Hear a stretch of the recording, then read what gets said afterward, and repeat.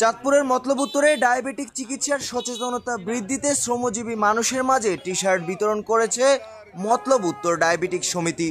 শুক্রবার বিকেলে ব্যস্তময় সেঙ্গারচর পৌরসভার শ্রমজীবী মানুষের গায়ে টি শার্ট পরিয়ে স্বল্প মূল্যে চিকিৎসা সেবা প্রদানের ঘোষণা দেয় প্রতিষ্ঠানটি। মতলব উত্তরের সর্বসাধারণের ভোগান্তি আর চিকিৎসা সেবা সহজ করতেই বাংলাদেশ ডায়াবেটিক সমিতি নিয়ন্ত্রিত রাজধানীর বারডেমের শাখা হিসাবেই কাজ করছে বলে জানায় প্রতিষ্ঠানটি। এই কর্মসূচিটি আজকে যেটা করছে এটা হচ্ছে কর্মসূচির মাধ্যমে আমরা মতলবের সর্বস্তরের মানুষের কাছে আমাদের এই সেবাটা যাতে আমরা পৌঁছে দিতে পারি, এটাই আমাদের মূল লক্ষ্য। মতলব উত্তরে যারা খেটে খাওয়া মানুষগুলো আছে তারা তো অসহায় মানুষের পাশে কিন্তু আমাদের এই প্রতিষ্ঠানটা। ইতিমধ্যে কিন্তু আরেকটি নিউজ দিতে চাই, মাঠকর্মী আমরা খুঁজতেছি।